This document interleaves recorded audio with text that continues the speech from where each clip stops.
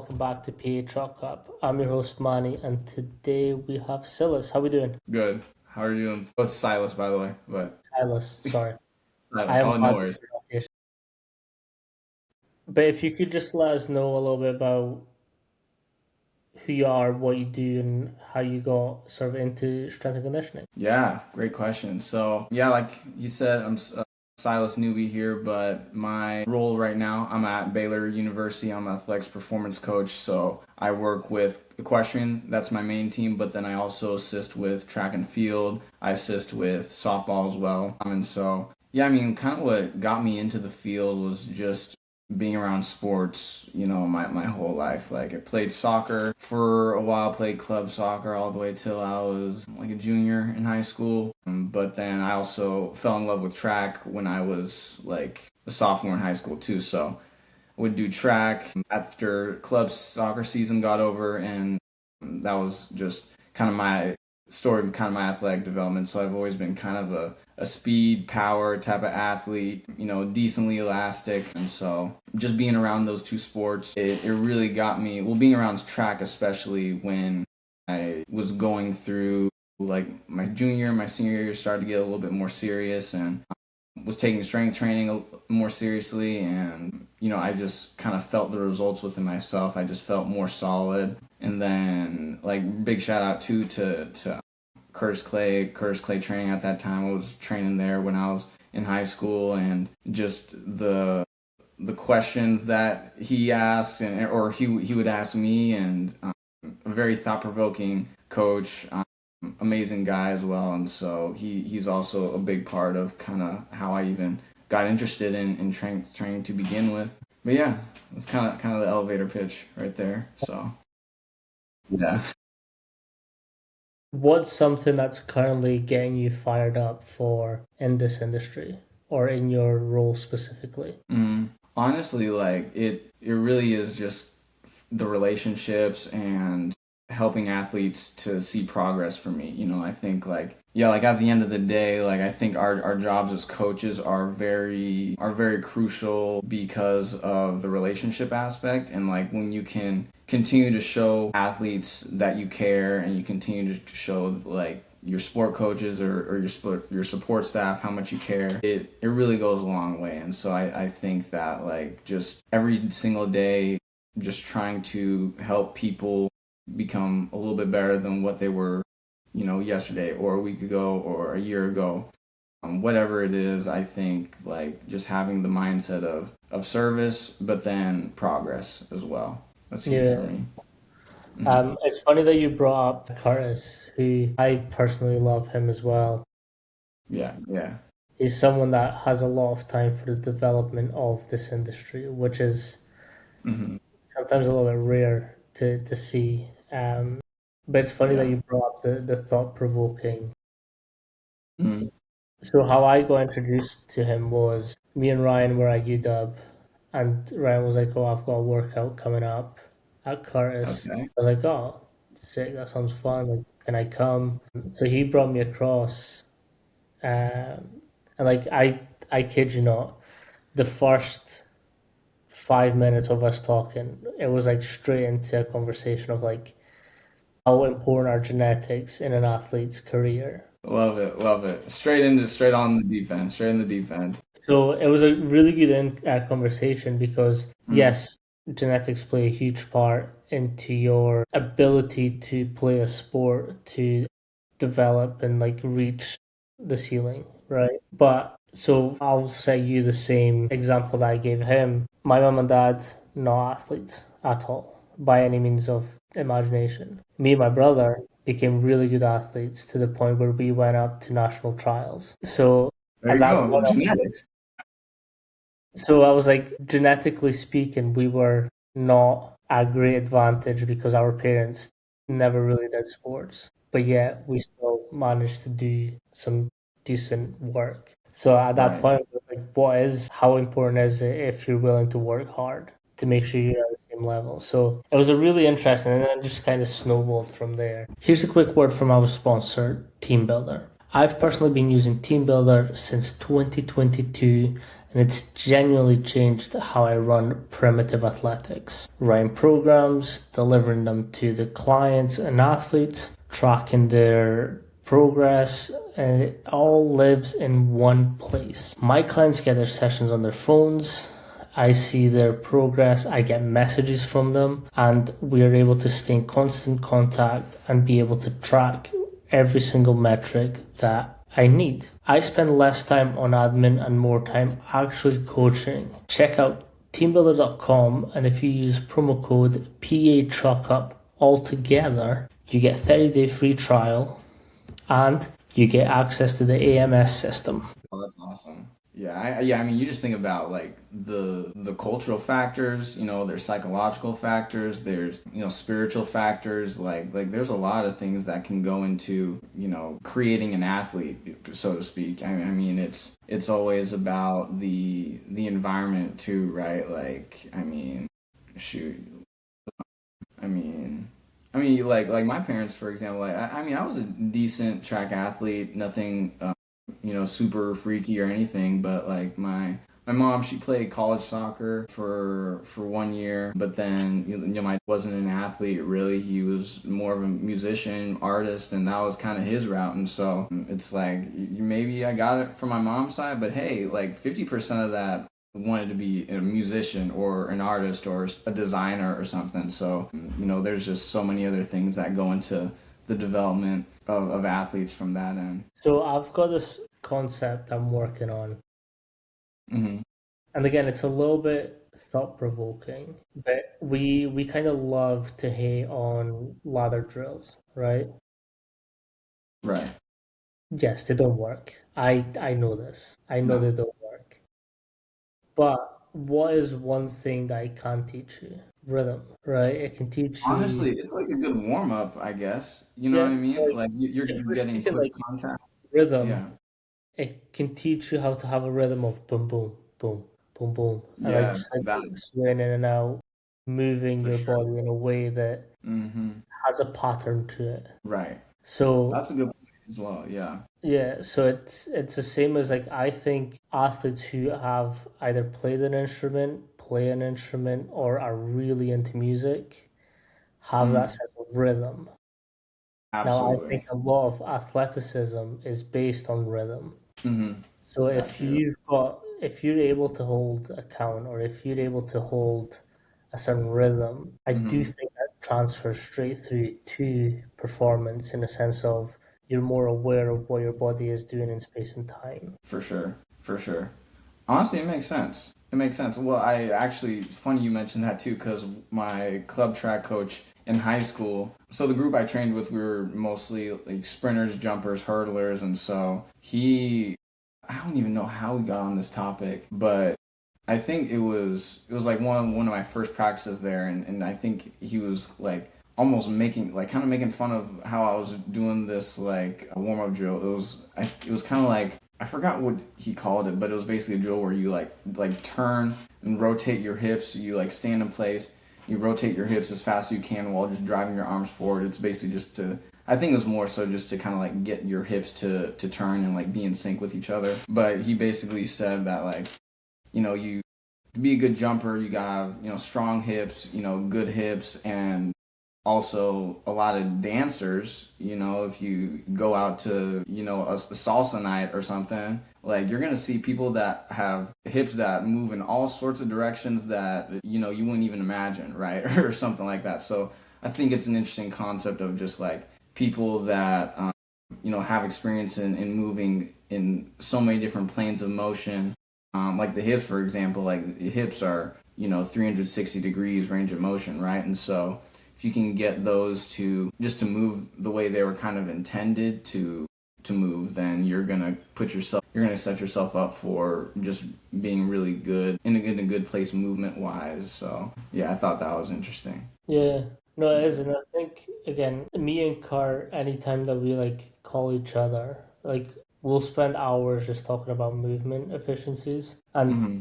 he had this really sweet concept on kind of what you're saying, and is like we're taught to move in the gym linearly, whether it's vertically, horizontally, like everything's in a plane, right? You either go sideways, you go horizontally ways, or you go up and down. But like his thing was like, okay, why don't we explore awkward movements in a safe way and sort of just start building it out to a comfort level? So then instead of like that 45 degree, maybe we say like, okay, I'm really good at 33.5 degrees and just like Mm-hmm. make movement awkward to strengthen some of those. Because like if we're talking about sports, soccer, I hate the word soccer, and you said now you've got it in my head. You Uh, gotta just say football or footy. Football, Yeah, yeah, yeah. but like Right. say we're talking about rugby or football, hockey, like those don't happen linearly. Like you No, can be for at sure. very disadvantaged positions almost at any point. So it's like, Mm-hmm. why do we find a way to strengthen those in a way that, again, it's not sport specific, but it's movement specific, if that makes sense. Sure, yeah.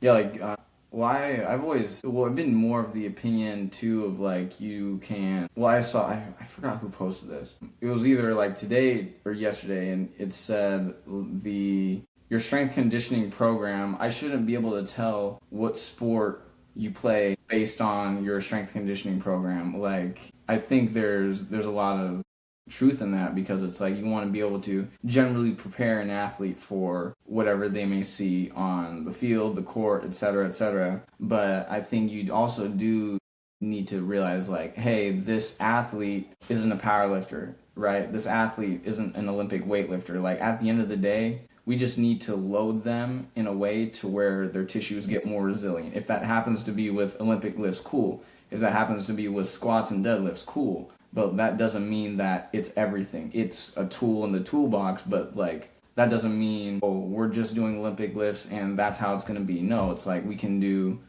Olympic lifts and then cool, we can spice it up with some more accessory movements that get you working in the transverse plane or the frontal plane instead of just being sagittal all the time. 100%. So I actually had a conversation today with a parent, and they were kind of telling me that their child is really wanting to like take the gym on and move it forward, but she has dance at the same time. So we were having that conversation of like, should she specify? What is she? She's under 10, under 10. So I was like, if it makes it any easier, come like tell her to come towards me and ask me the questions. I will give her my unbiased opinion. I'll just have a conversation with her. Aaron was like, "What do you think about like specifying on a sport?" I was like, "I always recommend multi sports. Without a doubt, that's the best way you can go for a child's development." And it's kind of tapping into that, whereas like the stuff that I'm getting them to do in the gym isn't specific to any sport. It's For sure. move. Yeah. Let's move, let's load some little tissues, let's get some technique, let's get some movement. Let's be proficient in movement first, Mm-hmm. and then we can Yeah. specify it. It was that thing of like, it's what you're saying, like you shouldn't be able to tell what sport by what you're lifting. Mm-hmm. I really For liked sure. how you worded that too.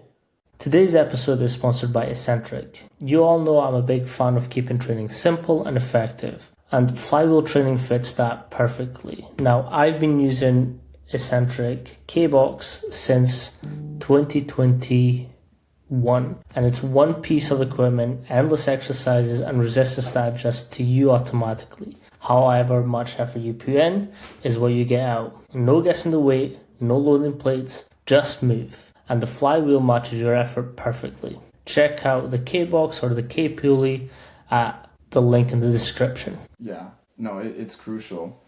Cause yeah, it's almost like I don't know. I don't like the phrase master of none, but jack of all trades. But it's like you can try to master everything like 75%. You know what I mean? Like you can be kind of good at, okay, I'm just gonna decently proficient at Olympic lifts, and then okay, cool, I'm gonna get decently proficient at bodybuilding type training, or oh, I'm gonna get decently proficient at different philosophies of training per se. But yeah, like having the variation, I mean, I was even hearing a story from my boss the other day talking about when RG3 played at Baylor, like his freshman year, he made it to like the finals at nationals in the 400-meter hurdles as a freshman.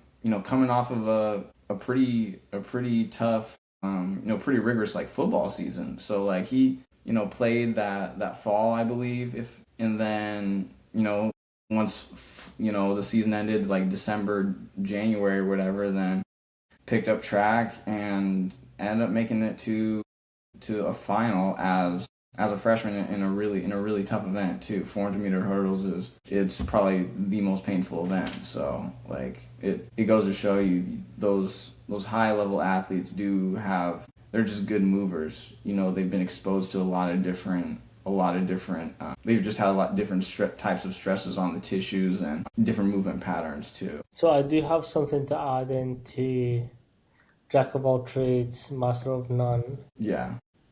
Being uh, a little push for a more positive way, which I agree more with. Hmm. Um, and it's jack of all trades, master of none, though oftentimes better than the master of one. Mm. And it's I that agree. thing. Yeah, To be it's honest, it's yeah. that thing where like, although you might not be a master of one, but you're proficient Mm. enough at a lot of them that you can become great. Right, right. No, I think it's huge. I think it's huge because it just gives you a balanced repertoire as an athlete. I mean, I even think just to some of the equestrian girls that I trained too, like some of the better movers were people that did multiple sports. They weren't athletes just rode horses since they were 10, and then that's what they stuck with. They rode horses and they did dance, or they rode horses and they played soccer or tennis or something like that. So they've got some combination of movement competency and athleticism in their background, which is it pays a lot. It pays off a 100%. lot.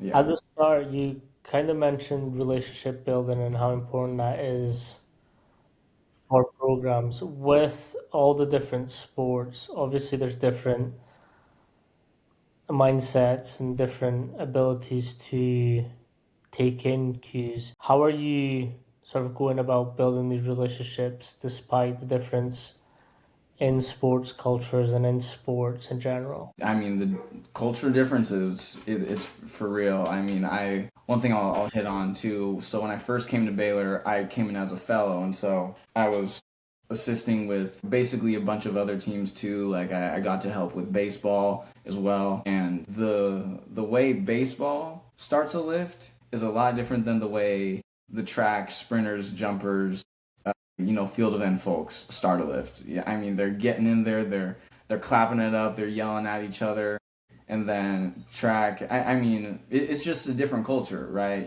Track, it's just a little bit more laid back. It's an individual sport, so from that side of it, you can see why some people kind of lean into that and aren't as just aren't as rowdy, to be blunt. But it's cool because you get to, as a coach, you get to see kind of different sides of yourself and see like, okay, how can I relate with this crowd, and then how can I relate with this crowd? How I relate with, a baseball pitcher is going to be a lot different than how I might talk to a multi-event athlete in track, or a sprinter, jumper, something like that. It's just going to be different cultures, and you have to adapt. But I definitely think it really comes down to like having at least a decent understanding of that sport and what this athlete is going to be going through, so then you can actually like hold a conversation with them about their sport, right? And like talk about, how the game went. Oh, how was practice? Was coach on you? Like, was the BP really long or something? Just things like that. So having at least a decent understanding of the sport, what they're going through, and then also like showing up to events, showing up to the meets, showing up to practices every day, every now and then, like just making sure that they know that you are a resource for them, that's available, like at all times. So I think, just being around the sport as much as you can, and then like showing them like, hey, my job is to be your strength coach, but like, I just want to be a guy that helps you, so like if there's anything else that comes up, try and build that trust through how visible you are to them as well, I think. So I know that you were also previously at West Point, and Mhm. although like, so I know Kenna Minichi quite well. and we Nice. have Okay. Yeah, conversations she's as well. awesome. Yeah. So I know some of the standards and sort of culture pathways that they develop across there. Hmm. With Baylor being like a different type of university, and again, you've got quite different sports, like a very wide range of sports. How are you building that culture for what is needed of them? Yeah. Like, yeah, that's a good question too. Because when I first started at West Point, like one of my teams was women's rugby. I didn't know anything about rugby. I guarantee you that, but I sure did grow to really think the sport's amazing, like physically demanding, like different energy systems. It can be very demanding, and the physicality aspect of it, it's just, I think it makes you, it's just a very fun type of athlete to train, I think, because rugby athletes, they just have to be dogs. Hey, they just got to be dogs. They got to I was be like, they got to be in the trenches, but they also got to be fast. They got to be explosive, and they have to have good endurance. They got to be last for 90-minute match or something. have you ever heard of coffins? I don't know. I don't think so. No. Who's this? So this was a drill that we did in preseason for Oh, rugby. yeah. It Okay. was so the way so it's 12 cones spaced out in like half a pitch of rugby. Like it stretches out the whole half pitch. Okay. And what you do is like you sprint to the first cone, jog the rest, sprint to the second cone, jog the rest, all the Just way. It lactate. it was brutal. But Sounds awful. it Wait, was what position did you play? I was a hooker. Okay, okay, solid, solid. So you're in the trenches. Yeah. Yeah, that's So like awesome. That's I had to awesome. be strong, powerful, but I had to fucking make the line every single time. No, right, right. Yeah, that's the tough thing about it. And then you get into rugby sevens, and that is like a totally different sport too. I mean, it is like if you give somebody half a yard of space, like they're gone. You know what I mean? And you got it in the fastest player's hands, and it's like, yeah, they're it's a track race, like they're gone. So that was a really fun sport to train. I think that I just think the demands physically, energetically, there, it's just like not anything close to what you could see in any other field sport, to be honest. Yeah.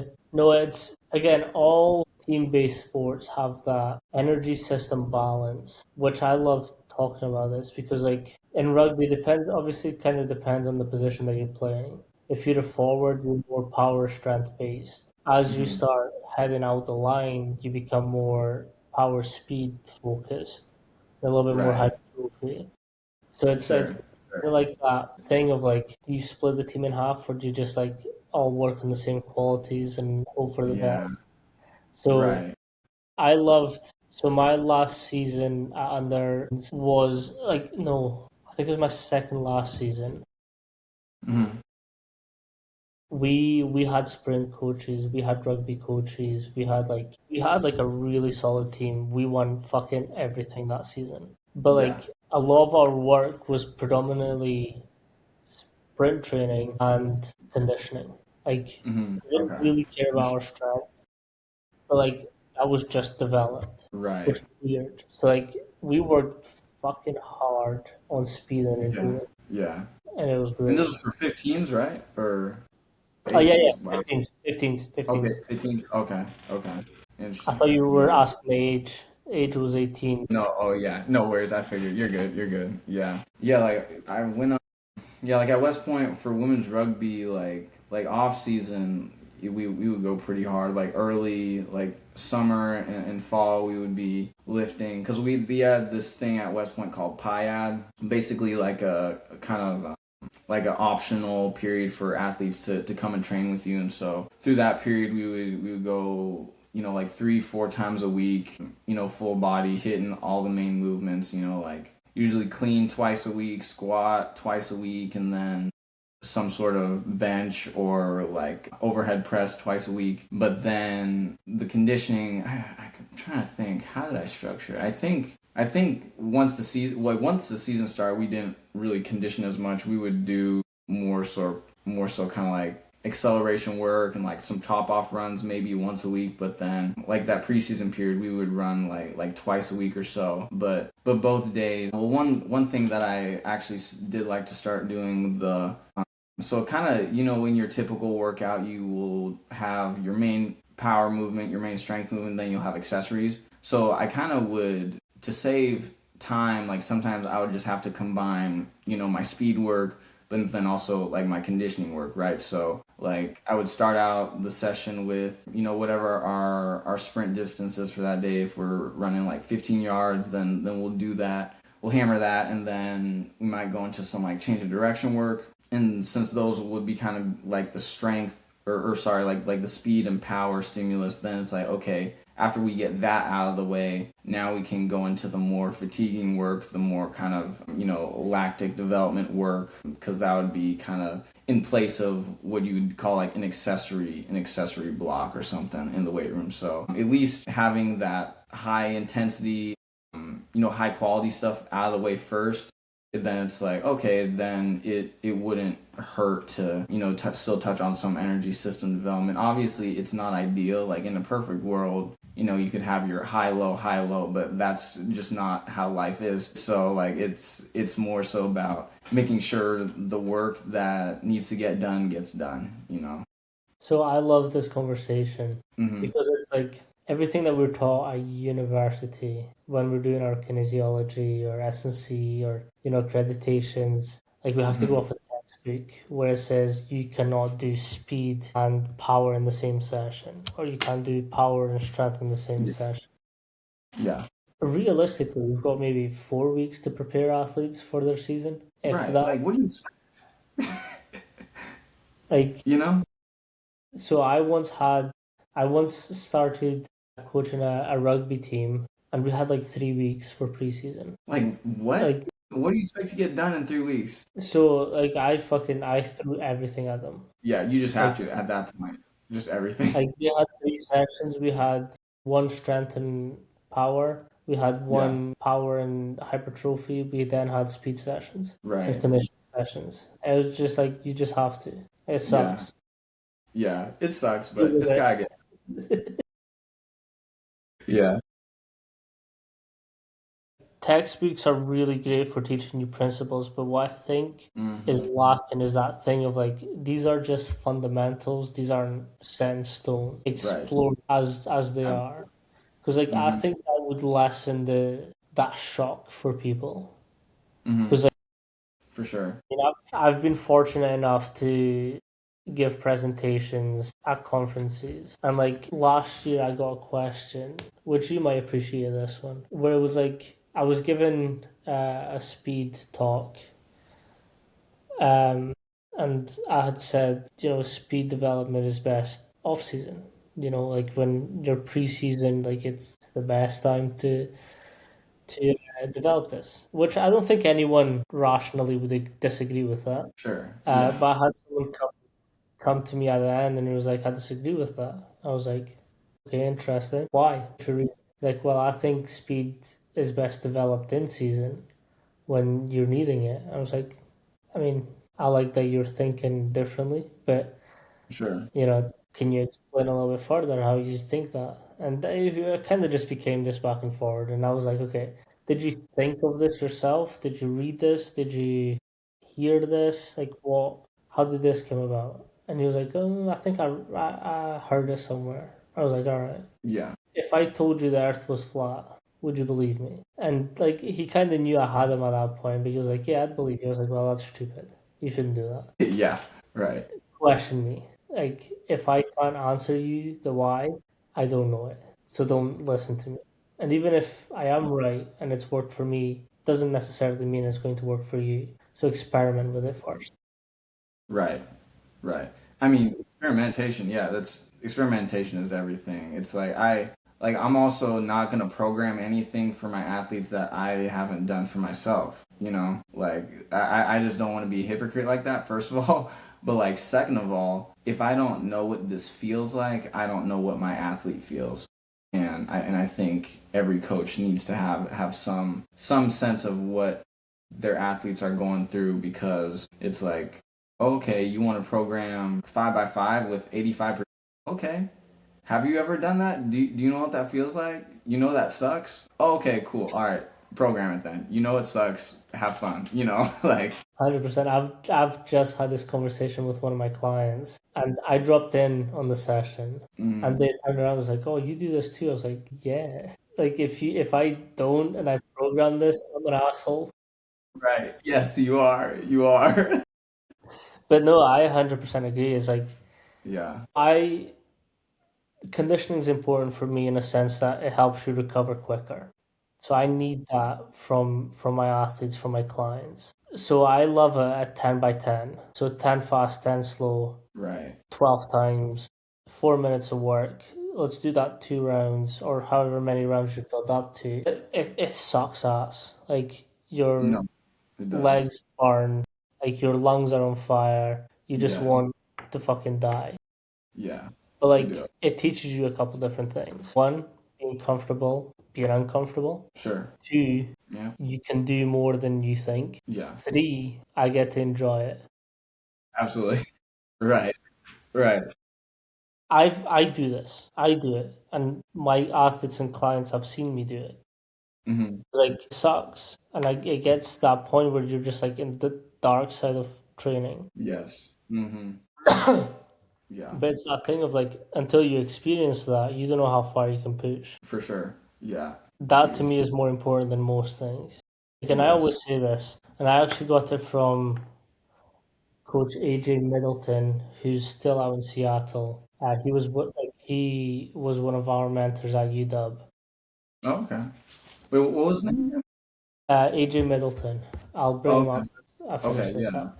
Yeah. But he's really big into it as well, and he's like you have to take him to the deep end. Whereas like it's that point in performance where they might be better, they might be stronger, but they're never going to outwork us. Hmm. Yeah. I think that's a fundamental thing Hmm. to teach our athletes is like performing gets shitty. You can outtrain them. You can outplay them. Absolutely. Absolutely. Yeah. Yeah. It's like the effort, the mindset thing. It's like I tell this even to my teams. Like equestrian. Even if we lift at like 5:45 in the mornings. Like I know it's not easy to do that, but you are here, so you might as well work your ass off, and you might as well do it to the highest quality that you can, right? Because you don't want to waste time. You don't want to waste my time. You don't want to waste your time. But then also, if you can just be disciplined, you can put in effort, you can work hard here. That's just a practice for what you can do outside of here too. Like being disciplined in the classroom, being disciplined in the barn, in the arena, wherever wherever your event is too. So it's just like I just see it as another way to exercise discipline, commitment, respect. Even if you're not the strongest person, it's like effort. That's all I can ask for. So I can't actually find a photo of him without his family, Okay, nice, but perfect. that's him there. Okay, cool. He's And you said he's in Seattle still. yeah. So he's at Okay. Seattle Prep, which is like a high school, like a private high school. Oh, Seattle Prep. Oh, okay. Yeah. Private school out, preparatory school. Yeah. No, Okay. he's like I still speak to him often, That's and like awesome. the best way I can describe him is like he's 100% like true meathead, Mm-hmm. but like he's nice with the science. Sure. Like Yeah. if you get him Both, to man. the science part of Yeah. lifting and like of performance, Yeah. you're kind of like fuck. Yeah. Like like it's weird because like I think I have different conversations with the different coaches, and it's Sure. like so my thing like when I'm speaking to coaches on like a personal level, I like to know what makes them tick, like what makes you you, and like Yeah. AJ is. Like he's an open book, but he wants to see effort from people. Even if it's just a conversation, he wants to have like he doesn't want surface level shit. Mm. Like if you Yeah. approach AJ with that, he's going to be like, I'll give you 2 minutes." Yeah. Get out.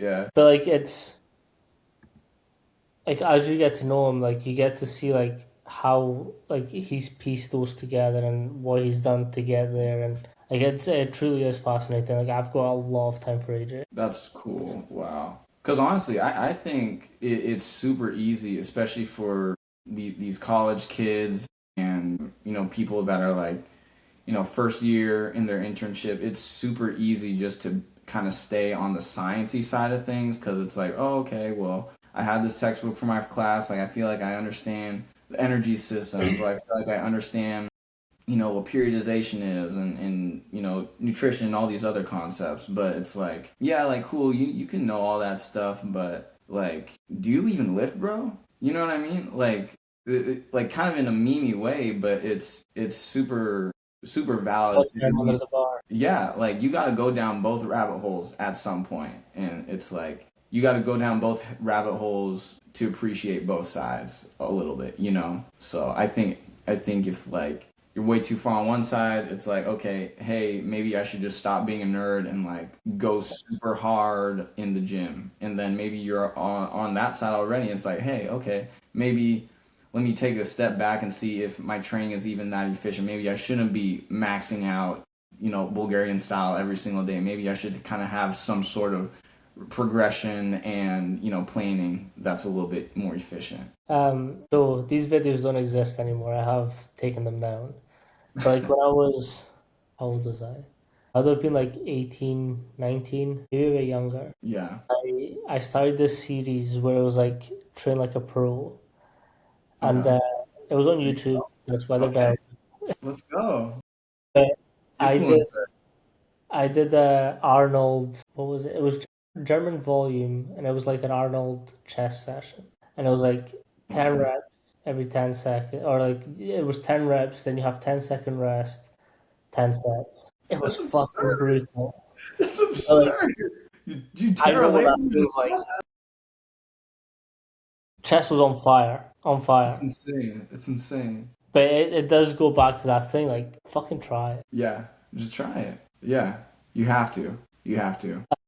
Another thing I kind of wanted to get into with the different sports that you have. Obviously, equestrian is going to be a lot different from track, which is going to be somewhat different to baseball or any other sport that you have. What's the differences in your programming or programming styles when you are approaching those teams? Yeah. Well, so I don't do any programming for track and softball per se, but like for I can at least speak on equestrian and compare that with previous teams I've had too. Because like one thing for equestrian, they will like we've always just lifted twice a week, but then we'll do conditioning a third time. So basically, I'll see them typically 3 times a week. And then within those days, each day is full body, but like our first day we'll hit our squat, back squat, bench press, and then basically a bunch of different accessory work. And then on our Wednesday lift, our day 2, we'll do trap bar deadlift, and then we'll do pull ups, and then accessories after that. And so that's kind of how I space it out in my mind, like squat, deadlift, bench press, and pull-ups. Like those are 4 things. Like if we can see progress on those 4 things longitudinally, like I think that's just gonna be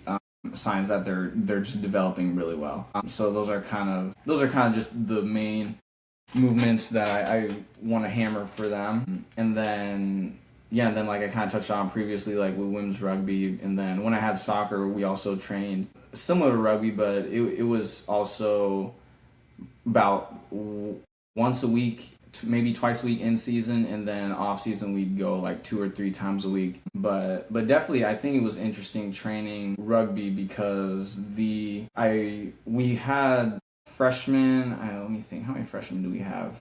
My second year coming in, we had maybe like 8 or 9 freshmen. So I had them on like a slightly different program that was basically the only thing that was different was like the Olympic variation. So like instead of like a clean from the floor that I might do initially with an older athlete, we just did like a hang clean or like a hang pull just to kind of focus on the first position above the knee, and then we would end up progressing towards hang below the knee, and then from the floor like full power clean. But yeah, those are kind of the main differences between those sports. But I mean like I will say definitely equestrian. This sport, it's very the training ages vary drastically. You know, like for example, like I had one athlete this past year, just really outstanding in the weight room, and she was a freshman.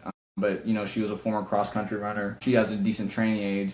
But then on the other hand, you get an athlete that basically has lifted, you know, less than 5 times in the past year. They just don't have a training age at all, and so it's a sport where you don't think of, I'm gonna ride horses, so I got to be really strong and I got to lift heavy weight. But it's definitely a sport that could benefit from that, obviously, right? And so just instilling into them, like, you know, the problem areas most common are just like low back stuff, you know, hip stuff. So if we can get that part of your body stronger by doing all these squats, all these deadlifts, all these pull-ups, getting your shoulders strong, like you're going to feel better riding a horse, you know? And so it kind of goes back to that point of like, you know, we're not trying to mimic riding a horse in a weight room in any sense, but we're just trying to make your body generally more resilient, more tolerant to loads and forces that you are going to end up experiencing when you're doing whatever sport you're doing. Yeah. So you don't do 5x5 rears. Unfortunately, no. Unfortunately, no. Not yet. One interesting question I have with the sort of asymmetrical work and mitigation work that you kind of tapped into, like what are you seeing and how are you dealing with it? Mm-hmm. Yeah, I mean, one thing, like even just from talking to our athletic trainer, like the problem areas is just like low back. You know, it just gets sore. Like I even just from my personal experience, I've only rode a horse like twice in my life. One of them was when I was like, I think in elementary school, and then the second time was in like December, just for fun over at the barn at school. But yeah, like in terms of asymmetry work, like I think just getting them really confident with the heavy pressing, the heavy pull ups, like for our summer packet, for like our summer workouts, like some of them were coming in after the season ended, and we were just doing like eccentrics, like body weight, and so basically trying to overload that eccentric, get that tissue more resilient, because if you can't do a pull up just normal body weight, like you keep doing those heavy eccentrics, like that's just, that volume is going to add up so much over time that like your body is going to get stronger and you're going to be able to do like that full pull up like you did. And that's why I like the banded pull ups and lat pull downs. Yeah, it's still a vertical pull, but when you have the band, you know, around the J hooks, it makes it easier at the bottom, where it should be, you would want it to be harder at the bottom, right? Because you're gonna have to produce more force at the bottom to eventually pull yourself up. And so that's why I think starting out with the eccentrics on pull ups is a really good way to kind of you know, build their confidence, but also get that progress. And I had a lot of success with it at West Point, getting my women athletes to be able to do body weight pull ups, and we were just doing eccentrics, or we were doing, you know, like 5x1, 5x2, like really like higher sets but lower volume. Yeah, no, I do. So fun fact. So my company's called Primitive Athletics, which is like Yeah. it's getting back to the primal movements, lifting your body weight, moving in awkward movements, and you know just really those fundamental movements body weight wise. So like Yeah. I am a big fan of a pull up, because like if Yeah. you can pull yourself up, like you're decently strong. Absolutely. Absolutely. With the deadlift, I know you've kind of mentioned that you do use it often. Hmm. Obviously, deadlift kind of gets a bad rap nowadays. But like, what's your reasoning for it, and like, what what benefits have you seen from it? Yeah, so I think it's just another tool in the toolbox, you know what I mean? Because I think at the end of the day, it's like we just want to get, why are you doing a deadlift? Well, we want to get like our posterior chain really strong, glutes, hamstrings, and then you want to get like your low back strong, your core really strong as well. And so, I mean, I think it depends on the case, but I'm not super fan of trap bar deadlifts. I just think it puts you in just too easy of a position, to be fair. Oh, And yeah, it's like almost a squat basically. It's like a half a weird half squat that's just bottom up. Like okay, cool, you can chop bar deadlift 7 pounds, 700 pounds. Congratulations. Nowhere you doing that with a sumo or a conventional style. So I think getting into more of the conventional and sumos are really good too. Like women's rugby at Army, we sumo deadlifted all the time, and I think it's just really good for their backs too. I think it's a little bit safer than the conventional deadlift on their backs, and it also requires you to have better hip mobility and really strong adductors too. It's really gonna fire your adductors. First time you do a sumo deadlift, that I was like, okay, my adductors are working now. So, and I think that's also something that equestrian could benefit with, right? Like, their low back gets tired from riding a horse, your hips get really tired from riding a horse a lot, and so when you do the sumo deadlift, it gets you into a more squatty position, but also externally rotated. So you're going to be using that. You need to use that glute med. And if you think about how they're riding a horse, their adductors are like always on, right? And so if you can do something for the outer hip, like we've done a lot of like band abductions with the toe pointed down, so you really feel that glute med squeeze at the top. But even if you do a sumo deadlift, it'll kind of get you into that externally rotated position where you can feel a little bit more of your glute med. Well, you're just going to need your glute med to work a little bit harder when you get in that position. yeah. No, I do like this conversation. So a couple of years back, I got stuck at like 140 kilogram deadlift, and Mm. I ran a block of sumos just to see what would How much happen. 7 pounds was that? Like Well, three? 100 is 225. Let me do the math. What'd you say it was 140? Yeah, 140. It's 308. Okay. So I run a block of sumos just to see what would happen. Mm-hmm. I like that shot up to 150. See, So like problem solves. it was The variation helps too. 330, Yeah, 330 pounds. yeah, And like that's a decent jump for for sure. just running a block. Absolutely, absolutely. In one block, yeah. But like no, the lower back did feel stronger. Now It like does. I will say, and I've been open about this, I'm not a big fan of using deadlifts for everyone. I Mhm. personally like deadlifts because I'm strong at deadlifts. Sure, So yeah. like Don't we all? Yeah, yeah.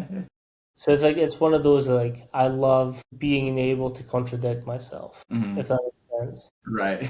Yeah, Because so it's always like I'm trying to understand how your brain works and the whys. Like yeah. if there's back issues, yeah, get the back Get your stronger. back strong. Yeah. And it's like even like good mornings too. Like we added in like dumbbell good mornings. We did those in the spring, and people got had good feedback from those. But it's just kind of one of those. Yeah, I just look at it. It's like okay, your back is sore. Okay, your back gets tired. Okay, let's make your back stronger. You know what I mean? That's kind of yeah. I don't think it has to be more complicated than that because a lot of people it was like you might go the opposite route. Obviously it depends on if you got like some actual pathology and you've got a slip disc or something, like then it's like okay, yep, let's pump the brakes, let's reassess, let's get evaluated by a medical specialist. But your body is getting fatigued because your body's getting fatigued and not adapting and all these things because it hasn't built up that tolerance yet, and there's only one way to build up that tolerance, and you've got to stress it. Yeah. I think as well, like I love what you were saying about the adduction and abduction getting worked in there. Because Hmm. like so I always find that programs a fine balance between balancing them out and getting them stronger. Like what we kind of said at the start is like you shouldn't be able to tell what sport they play by your Right. program. But like being a well-rounded athlete, being strong at movements that sort of support stabilizing, support that push and pull does become a little bit more beneficial when like you do encounter awkward movements or you do encounter some, how can I explain this? Like just encountering different movements and pathways that we have to adapt in sport, if that makes sense. Yes, right, right. Yeah, and I also think it's a tough balance too because you might do all these amazing things. You might be able to squat 2 times your body weight. You might be able to deadlift 2.5 times your body weight, but you still get hurt, and you're like, hey, like what's going on? What happened? And I think also injuries are just random too, to be honest. Like they're multifactorial. Like were you just in a weird compromised position? Did your girlfriend just break up with you? Like was school like really stressful? Like did you not eat anything like all day and you just got hurt? You know what I mean? So it's like, it's obviously you gotta you gotta bet on yourself as a coach in terms of making sure that you're getting them strong, getting them balanced out, doing all those things. But it's like at the end of the day, like injuries, that's part of life. It's like if you don't want to get injured, sit on your couch all day. Hmm. That's got a 100% chance of zero injuries if you just don't try to do cool things and play sports and all that. So it's part of the Yeah, game. Yeah. I love that. So I've got a big issue when people start talking about injury prevention. Hmm. You can't you can't prevent them, but No. just you can't. But No. it's like, then it becomes like fuck it, I'll say it. It's like those coaches that then start bashing other coaches for their athletes getting injured. You should have bought my program and it wouldn't have happened. Fucking bullshit. It's Right. like a common injury in rugby that I've seen too within my team. I've seen more, but it's like the stud getting caught on the grass, like it just sludges down, and they go to pivot to pass, and someone tackles them. ACL. No, bones snap Oh twice. my, I've seen this in my team while I was playing. are you serious? Oh no. So it's like, but like you can't prevent that. Like there's No. no chance you can prevent that. Right. Right. Like that's just a risk. That's just part of the game. No amount of mini band walks is going to prevent your bone from snapping. I'm sorry. In a But like situation like that, yeah, 100%, but it's like it's so many different things. Like yeah, you can mitigate at best. Like you can make sure that they can perhaps return quicker. sure, Like, right, that's all we can hope for, right? absolutely, Like right. I no longer like this coach for different reasons, but he had this system which is a brilliant system. Like he is a phenomenal coach. I just don't like some of the approach he's taken to different things. But like his mitigation protocol was like we start on ISOs. From ISOs we go coming out of ISOs. Then we do like some in betweens where it's like you're working on strength, you're also controlled and slow and making sure that you can be strong through them. His end phase is like ballistic. Like for example, rugby, you get a lot of shoulder injuries, locations because you're overstretched. Right. So he would essentially start off. Let me see if I can get this. I'm trying to get my camera on, but I can't.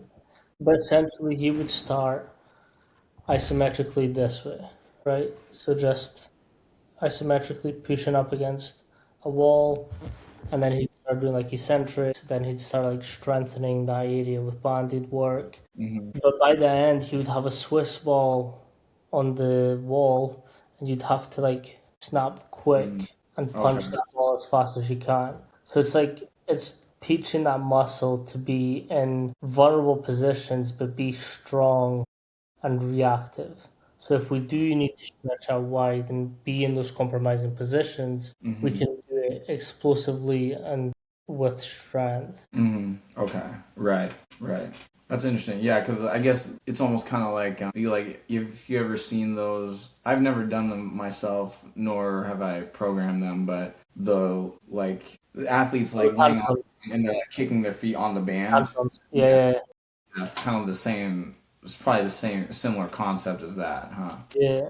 Yeah. Which is so a step further to this conversation. I'll give her a shout out. Her name's Anya. She's from Switzerland. She's an S&C coach. She's fucking phenomenal. Brilliant coach. But what she sees a lot of is like dancers, gymnasts, very flexible people. Like straight out just flexible. And she does this great piece where she talks about like end range strength. Mm. Like Yeah, they're very hypermobile, which for is sure. seen as a weakness. Sure. But she's like, okay, but at my athletes, I want them to be strong in those positions. So Right. she'll take them to their end ranges and start like isometrically loading them. Mm-hmm. And then she'll start loading process in a progressive way so that when they do get to those movements, they're stronger, they're faster, they're able to load them up a little bit more to be able to do more. Right. Yeah, yeah. Because I mean, I think like at least that athletes with equestrian that I coach, we just have to squat low. Like if you can get your thighs parallel, or if you can even get below parallel, that's what we got have to shoot for. Because I just am just such a firm believer in kind of like you said, like you can have the mobility, but are you also strong through that whole range of motion as well? Okay, this is who they are. Nice. But Yes. yeah, because I mean, obviously you can have both. I mean, if you've ever seen any Olympic weightlifter squat or catch a clean, you're like, okay, so you can be flexible and you can be, incredibly strong, right? But you have to be intentional with how you train it. And I really do think, especially for something like a squat, for example, I think doing them with a pause, like doing pause reps, I think that's also a really good way to help an athlete feel what it's like to hit and just sit in that bottom position. And I even will program that into like our warm up sets, or like the first two like work sets, just to get our girls used to hitting the same depth and challenging them to continue to make each rep look the same. Like if you're gonna get this low on your pauses, still try to get this low on the rest of your sets too. Yeah, 100%. No, Yeah. it is fascinating because it's like it's that untapped thing of like really figuring out where all the weaknesses are coming from and trying to make them better.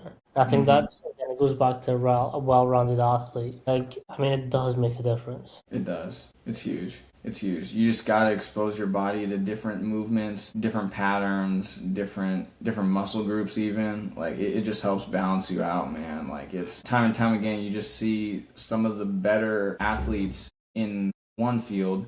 They were probably good or proficient at others, previously. And when you're programming for equestrian, what's that week look like, and then how does that sort of transfer into their competitive season? Yeah, like one thing that is difficult about a question is they're basically in season all year long. So like they'll report back, when school starts, so like mid August or like late August. And then their first meet is basically like in September. So like we have, kind of like what you said with your rugby team. It's like, okay, well we have like 3-4 weeks of off season, and then we're straight into the rest of the calendar year. And so like I also think of it as like, okay, yeah, preseason, it's going to be preseason, but it's like you might see in the textbook, off season, that's where you would do work capacity, or just like hypertrophy or like general endurance. But it's like, since the year is so long, and we do obviously want to set that base, but the sooner that they can get stronger, the better. So we'll still work in higher rep ranges, and higher total volume, but you can still attain that same volume with doing sets of 5, sets of 4. You don't have to do like sets of 10, sets of 12, things like that. So that's another way where I played around with volume. So like when we were still in season in March, maybe we were 3 weeks out from the end of the season. We were still getting in a good amount of sets on squats, but we're only doing like triples or doubles, and they might be doing like around 80%. So like if you do the math, like on Prilipin's chart, like they're still getting a decent amount of volume for that strength range. But I would rather err on the side of having a few more sets and then cutting the reps down, just because I want to emphasize that movement efficiency, that the technique, especially in something like a squat or a bench, something that's gonna recruit more muscles, and you want it to look the same every single rep. If I'm doing if I'm doing a bicep curl or a glute bridge, I might not really care as much. But when we're doing multi-joint and trying to load big, large pieces of muscle mass, you want to make sure that they're fresh for that, and they're not getting cooked by sets of 10, sets of 12. Yeah. What's the conditioning looking like for them? Yeah, so the conditioning we do, it's basically like I kind of slightly adapted it to what their previous strength coach did, but we basically will have like 5 to 6 stations. Each station will be some sort of exercise, or maybe like a plyometric, like a line hop, or like a iso split squat, or like a med ball throw, and then they'll do basically like a shuttle run. They'll go run, to the 60 yards out on the football field and then back. And then each station will do like 30 seconds, 30 to like 40 seconds, depending on where we are in the season with that. And so, like, honestly, like, I think these days can be like just as productive too, because like the energy system development and the conditioning, it does go hand in hand with the strength stuff. Like you have a well built out cardiorespiratory system. You're just going to be able to recover better between doing heavy sets of 80% on squats. Like, it's not going to tax you as much. You're going to be able to kind of bounce back, and instead of 4 minutes rest, maybe you can take 3 minutes rest or 2 minutes rest between some of those sets. That's Yeah. my viewpoint too. I love it. Yeah, no, it's great. Yeah. What's a piece of advice that you would give new coaches or people wanting to come into this industry? Yeah, man, I'd probably give an advice that was given to me, and it's if you want to program something, you've got to try it out for yourself. I think that was the biggest thing for me too, because like, especially just me being a former athlete as well, like, you want to, yeah, because it's like there's some days you gotta run these 300s, man, and it's gonna hurt, but there's no way around it. Coach says do them, so you gotta do them. And like, I think having that mindset of like, how should I say this, like just always being a competitor, always trying your best, and that knowing that the athletes that you are in charge of, you want them to work hard and you want them to do their best. So you need to kind of know what they're going through, and you need to know what it feels like for them. So like, if you're going to program something, you got to try it out for yourself. And I think that's how you get better at programming too. Like, I think, like, obviously I don't think I wrote amazing programs right away. I think as I got more experience and as I trained myself more, I think I got a whole lot better at writing programs. I mean, if you still did the programs you wrote the first time round, I think there'd be something broken. I think it'd be a lot weaker. And probably So hurt in some capacity. yeah, for sure. So I still remember my first programs. So the way that I got into S&C was I was in developing squads, and we got S&C at like 13 as like a high school. It's good though. At the end of like our first year, our coach was like, okay, for this next block, you program for yourself. These are the different zones you can work. So it was like strength, power, and it was like Mm. hypertrophy.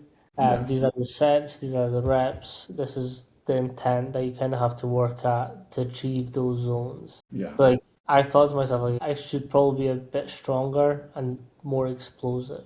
So I did Mm. strength and power the first block, and it was like heavy squats and plyometric jumps back to back. And there was Okay. like something else, and it was box squats. So it was dog shit, like That dog. sounds horrendous. Sounds like pain. But like my coach just let me run it, and I was like, "That's fucked." Yeah. Like, I got tendinopathy because of this program. Like, But like that's how I started enjoying testing stuff out for myself. Because like, okay, let me see if it's achievable first. right. Yeah. Yeah, I mean, I remember even when I was just talking shop with some of the football guys there, like, they run a really cool program with, Coach Hughes. He's the head of football there, but like, even just running the football strength programs at one point, just being like, hey, like, was training like a football player feel like, because I wanted to emulate something like that for my rugby athletes when I was there. And so it's like, okay, this is what it feels like when you're training for hypertrophy, for strength, but also power, and you're kind of like just using the you're kind of using vertical integration with each one, but you're just trying to get bigger, faster, stronger, in that off season time. And so that was really cool as well. Uh, So actually, I got this question a lot, and having spoken to both, you might sort of see it this way as well. I often got asked, like, what's the difference between rugby and American football? Because, like, on paper, they're kind of similar. Like, there's a small ball, like, They're not. everyone's running after. Yeah, But, yeah, like, so I've always said, like, rugby is a controlled takedown. Yes, right, you can see some brutal for sure. hits, but it's like Yeah, it's a slower pace. There's usually 2-1. Like right, it's a little bit more controlled. for Whereas sure, American for sure. football is a collision sport. Like you've got Yeah, kids absolutely. running 20 to 21 miles an hour at each other, full on, Yeah, with just a helmet to protect them. That's right. it's like so, and I always say this as well. In the area that I live in, like the in town speed is 21 miles an hour, Okay. and like Wow. if you Jeez. crash into a car, there's a little bit of damage. Yeah, for sure. So For like sure. kids running at that speed at each other, Yeah. that's not great.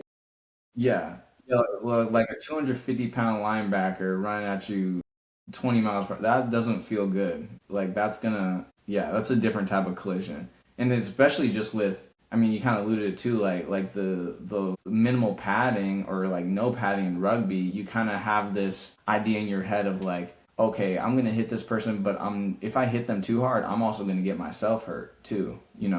So you're kind of having that in the back of your head, I think, as well. Oh, like see, sometimes when you tackle, like you just hit the nerve on the shoulder, and they just like it just like it's That's brutal. that sounds awful. Oh my God. I would still rather that than like the collision, because like the Sure. real big Yeah. difference is like the impact forces against each Hmm. other. For But sure. like Yeah. it's fascinating like how one you've got a lot of rest, but you need to be fresher for.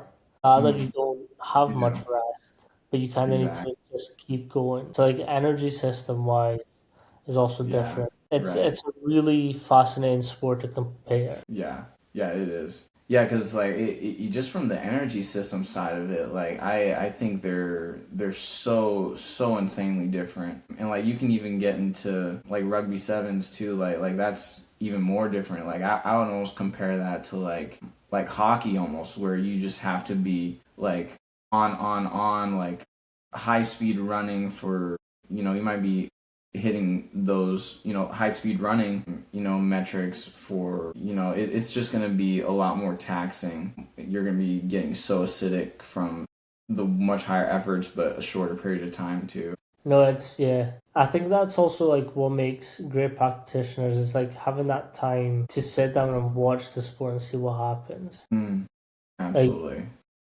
I Yeah. had a conversation with a coach named Dom. He's at Cirque du Soleil as an S&C coach. Wow. Yeah, it's Interesting. That'd be fascinating. pretty cool. But essentially, he was like, obviously, I can't do the same skills they can. That's Mm, an obvious. But sure. like, I at least watch what they do to see what's happening and what's working and what's not working. So it's Right. that thing of like you don't necessarily have to be a pro at it to understand it, but you need to watch it. You need to see what goes into it. You do. Yeah. Yeah, and you just start to have more of an appreciation for it because it's, like previously, I mean, I maybe had watched rugby, less than as many fingers I have on one hand, but then you go from that to watching it, every single weekend for a whole season, and you're like, wow, this is actually like a really cool sport. I can see why like these kids are passionate about this. But I mean, yeah, that goes for every sport. I think every sport is gonna have sort of like a beauty to it, an aesthetic to it, And yeah, and you kind of start feeling for the athletes like, wow, okay, so this is why you guys, do this every single day for several hours. Yeah, 100%. Yeah, I love it. Coach, yeah. I really appreciate you for your time today. Hey, this was a great conversation. Likewise, Manny. I appreciate that.